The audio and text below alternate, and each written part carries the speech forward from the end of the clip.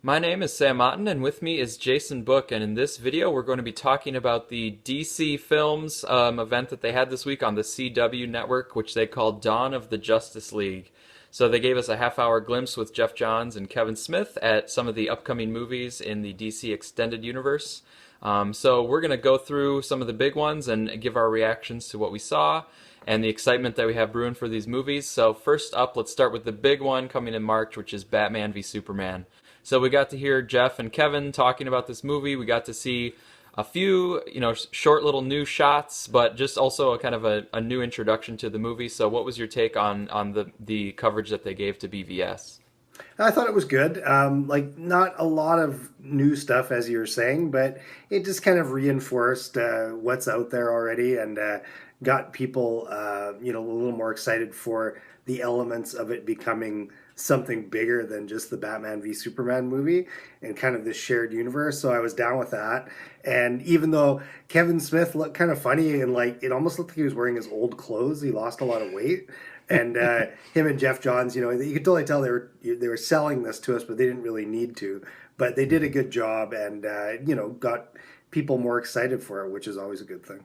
hmm And I think they're reaching a more general audience than the two of us because they wanted to also explain why Batman and v Superman would be fighting with each other. Which I've run into people who aren't big comic book fans and whatever, and they very often have that question. So I think they built that in of okay, we're going to hear from Ben Affleck about the problems that he has, with Superman and why they might actually be in conflict. Right. But we also get the sense that it's going to go somewhere larger and it's going to expand out into the universe, so it's not going to just stay roiled in that conflict. So I think that was calculated. The new shots, a few new shots, but nothing really substantive. But the couple things that I noticed was I really liked the shot of Superman walking through the hallway of the Senate committee rooms or whatever that was in the government hallways. Okay. I really liked that shot because it was a straight-on shot and it was framed similar. It reminded me of the Man of Steel shot where he's in handcuffs. And I liked it as sort of a contrasting echo because in Man of Steel he had people and soldiers around him and he's handcuffed and being led forward, but he really was doing that willingly. In this one he's also coming willingly, but now he's alone and he's in this kind of marble hallway by himself. So it really emphasized that isolation but from the same angle, so I really liked that echo. That's cool. The other thing that I noticed was they gave some explanation for Lex's hair. They made sure to say this is from the comics, and they showed pictures from the comic books. Right. So I wondered if they're being a little defensive or if they heard some critiques about Lex's hair and they want to say, we didn't just make this up out of nowhere. This actually is from the comic books as well. Yeah, I noticed that too. And we kind of predicted before, I wonder if we're going to get that kind of tied into the origin of one of the reasons he'll hate Superman is because he'll be partially responsible for him going bald or something. Who knows, eh? Yeah, my guess is, they've done that before, but my guess is they won't make it part of his hatred of Superman, but it could be tied to kryptonite, I think, the loss of hair. Yeah, that hair would make could. sense, actually. Totally. Yeah.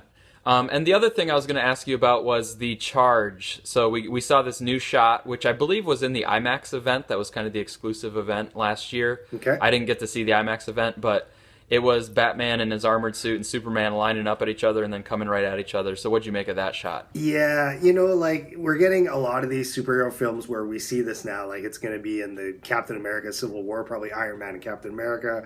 In any big superhero movie, we've seen this happen before. And, it gets kind of to the point to me where it's almost like a parody of itself. If it's in the actual movie, then it better be really quick and on to something much more interesting. If they spend a lot of time building up to it and then we see the shot we've seen already a bunch of times, then it's not as interesting to me. Yeah. Moving on to Suicide Squad. So we got a new trailer. This is the official first trailer. The other one was a Comic-Con first look.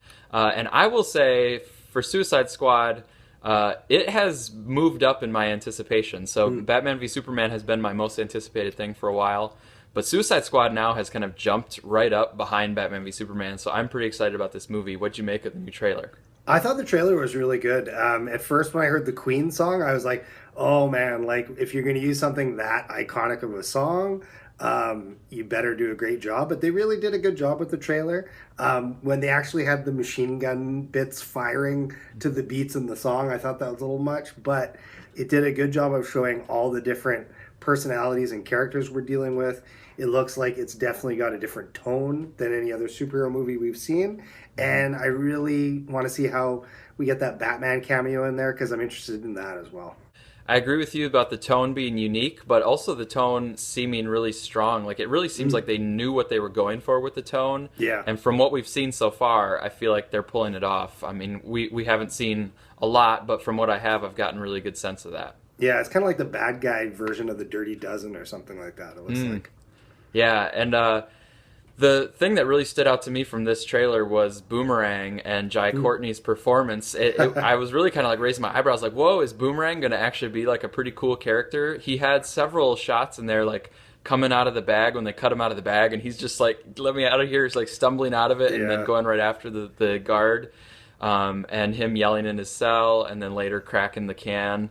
It was just I was now I'm kind of like, wow, Boomerang might be a strong character because before I was focusing more on Harley or Deadshot or the Joker for sure. Yeah, that'd be cool if he is because in the comics he's always been a pretty stereotypical. I think he's supposed to be like Scottish or Australian or something like that, Australian, right? probably, yeah. Yeah, so they always kind of played up that aspect of it. So to have it be something different would be really cool. hmm And I feel like they've kind of found with him a way to bring humor in it, but not in like a jokey, slapsticky way. I feel like, oh, that is a cool way to get the humor in, but still match the tone. Yeah, and you can tell whenever you have a movie with a bunch of bad guys in it, there's always going to be some kind of different kinds of humor. So I think they'll be able to pull that off. Yeah. Now, what'd you think of the additional stuff that we saw of the Joker? Kind of like when I first saw that shot of it, like I need to see more. It was cool. I don't know if I'm really sold on him as the Joker until I see him really bust out a crazy maniacal grin and laugh at the same time. It's kind of that trademark Joker thing I need to see. But I think it's cool. It's like we're just getting little bits and pieces of it, but still kind of need to see that full performance because he's got some pretty big shoes to fill in that department. hmm Yeah, I feel like the sound of his laugh is amazing, but we've Yes, seen it from a distance. Because you're right. right, in the first one, he was kind of like coming into the scene, and he was even off screen at first. And Hmm. this one, we kind of have that long shot where he's laying down, and we hear the laugh, but we haven't seen it like up close in your face, that kind of thing. Yeah, exactly. I feel so far really good about the performance, even Mhm. just the body language, these quick glimpses, but I'm really intrigued by it. I really want to see it. I loved the shot of him like falling over the edge and his arms are like limp and weird at his sides. Mm. I feel like he's like, wow, he like even has a characterization in just him falling forward. And I was really intrigued by the shot of him in the water with Harley and like the red and the blue like seeping into the water from Harley's color. Oh yeah, Um, that's it's cool. Yeah. yeah, it's just these stuff that really piqued my interest, but I feel like he has accomplished something, and I do want to see that full performance. Yeah, the more I see it too, like it kind of reminds me of the way he was drawn in one of the Grant Morrison bits of the Grant Morrison run in Batman. Like they kind of had that slick back hair and kind of a little more angular and skinny, and it looks like they're going to pull from that. I think a bit.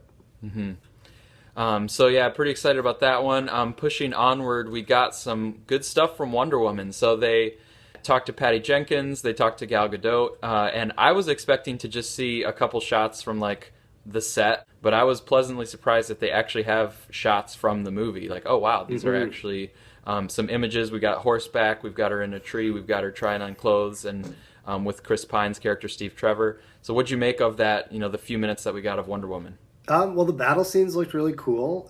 As you mentioned, the horseback is pretty iconic. That looked pretty awesome. I liked the way her suit looked when she was fighting. My only question is that, like, why they made it a period piece. I've talked about that before. I know that there was a history of that on the TV show too. I hope it's got a real big reason for her to be immortal because I know that is how I guess she is in the comic, but they really didn't need to do that.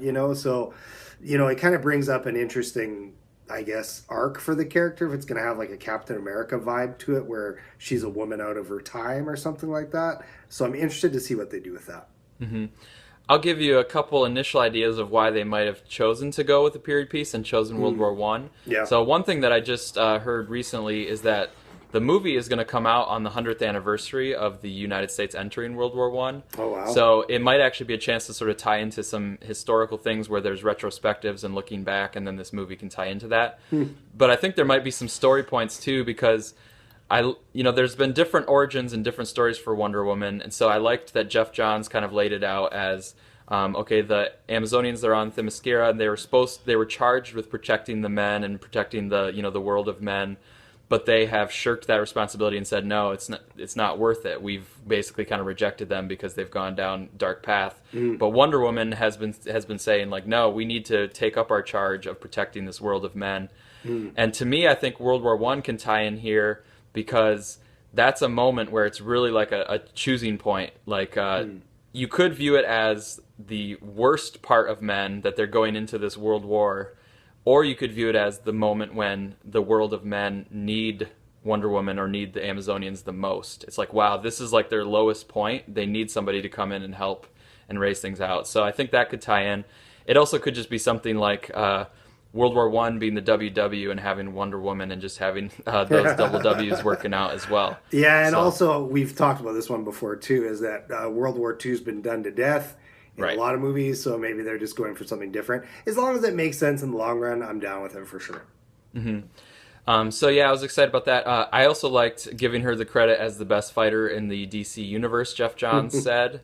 And I did like the look of her so far in terms of her movement, and like you said about the costume seeming to work in those action scenes. Yeah. It looks like there might be some use of slow motion, which could be good.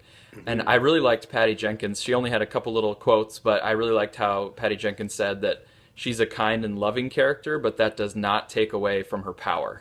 Yeah, it looks like they're trying to do something that the TV show did well, which was that show that she's an all-around good character, like even when she's in her Diana Prince, character, or if she's doing other things besides fighting and like being kind of like a role model for women as well too, which is cool.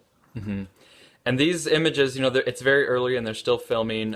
These images definitely focused on Diana and on Wonder Woman. And Steve Trevor shows up there, but when he shows up, he's like behind Wonder Woman. Like there's Yeah. two different shots where he's walking behind her or he's on horseback behind her. And I'm like, whoa, they've very clearly staged this so that he's behind her. Yeah, because in the comics it was always that like Steve Trevor was, obviously not going to be able to go toe to toe with her or anything, but he was a guy's guy, and it was her first experience with a man, and that's why she kind of fell in love with him, right?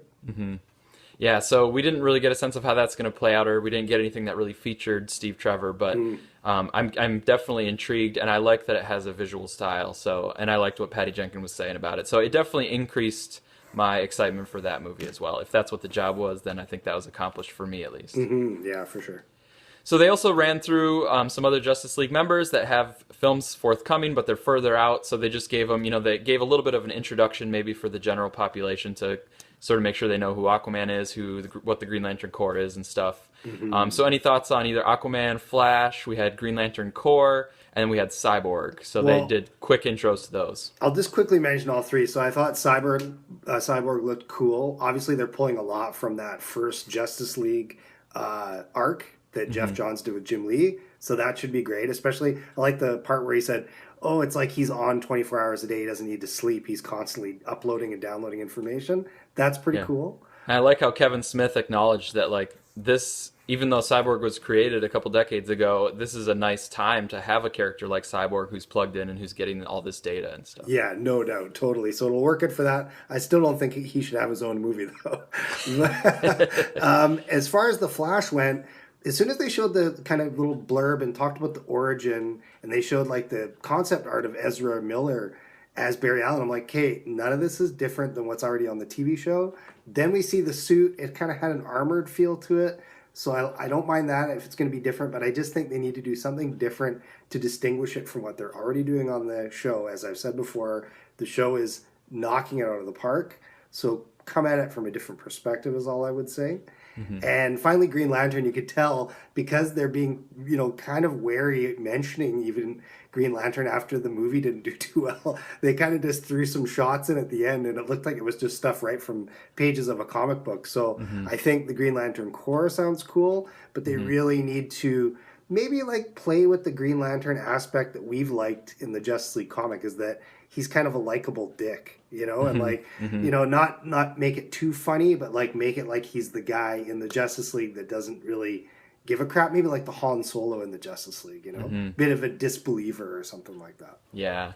And Green Lantern Corps is slated for the furthest out, like 2020, I think. And Yeah. I also suspect that Green Lantern is going to be the last one to join the Justice League, so they're giving themselves some time Yeah. to work that out. So